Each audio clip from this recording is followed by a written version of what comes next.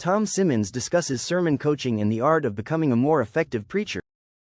Through his years in the church and as rector of St. Peter's Episcopal Church in Virginia, Tom Simmons has thought through the issues of effective preaching with not just theory but the practical application of it. The experience Simmons had in research about preaching made it possible for him to start the Sermon Coach, which is both an innovative and an effective process for helping other pastors improve their preaching and communication. Why preaching requires more than habit. Preaching must not be an issue of habit, stress, or isolation.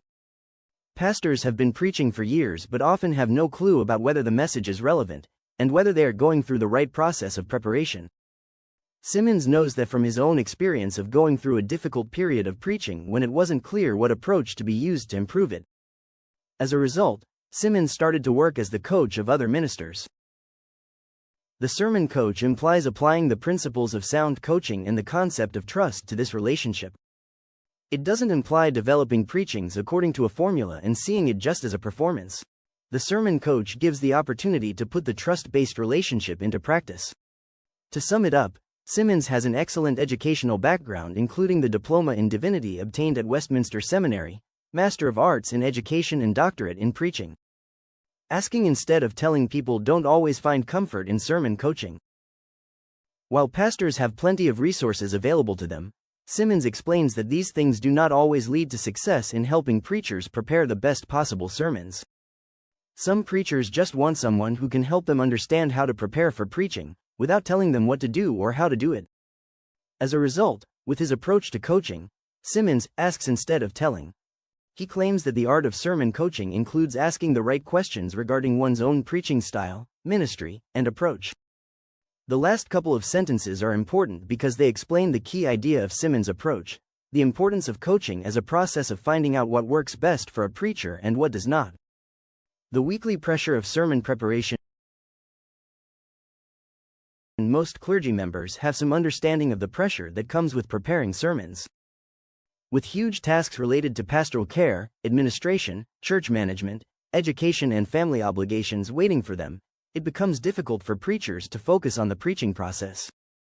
Given enough time, the need to communicate a new sermon each week may result in burnout, creative stagnation, and stress. Simmons confirms this notion, pointing out that the pressure of producing new ideas each week can weigh heavily on those in the ministry, both because of the hard work required to come up with the words of wisdom and because the chance of not seeing results may demotivate one's endeavors. The importance of effective preaching coaching helps in solving this problem because it provides the preacher with the necessary framework of sound thoughts. In the religious setting, many leaders are expected to provide a lot of guidance and support, while they do not receive enough attention themselves. The coaching system creates the atmosphere of reflection. Coaching emphasizes that good communication is both theological and practical. The sermon should contain sound theology, but it should also be understood by ordinary people living their lives. Preachers should focus not only on delivering the information but should also pay attention to the ways to touch the audience. One of the main advantages of Simmons coaching is helping to relieve stress during sermon preparation. Many pastors who take coaching have a chance to minimize the number of references to other authors or scriptural texts, improve their understanding of the scriptures, and refuel their creativity. Preaching, leadership, and congregational life. That connection between preaching and leadership is central to Simmons' credibility. He is not approaching homiletics as an abstract academic subject. He has led a congregation through years of ordinary Sundays, pastoral transitions, community engagement, and changing communication habits. At St. Peter's, he has been part of efforts to use digital formats to extend teaching beyond the walls of the church, including a podcast designed to reach members, neighbors, and others with meaningful conversations about faith. That practical ministry context informs his understanding of how clergy must communicate in ways that are faithful, accessible, and responsive to the questions people are actually asking. Sermon coaching also affirms the importance of lifelong learning. Some pastors may assume that preaching development belongs mainly to seminary students or newly ordained clergy. Simmons challenges that assumption. His work speaks to experienced ministers who may have preached for years but still want to grow. In fact, seasoned pastors may benefit deeply from coaching because they have enough experience to recognize patterns, enough responsibility to feel the cost of stagnation, and enough maturity to engage a process of honest reflection. Growth in preaching is not a remedial exercise. It is a mark of pastoral excellence. The best preaching coaches understand that every preacher is different. Simmons rejects a one-size-fits-all approach, emphasizing that coaching has the flexibility to support learning and change in a wide variety of people. This flexibility is essential because churches are not interchangeable, and neither are preachers. A rural parish, urban congregation, Anglican church, evangelical fellowship, or multi-staff ministry may each require different forms of communication. The preacher's task is not to imitate someone else's style, but to become more faithful and effective within a particular calling. That is why the questions matter. A strong coaching question can reveal what a pastor is avoiding, what a sermon is missing, or what the preacher is trying to say but has not yet articulated.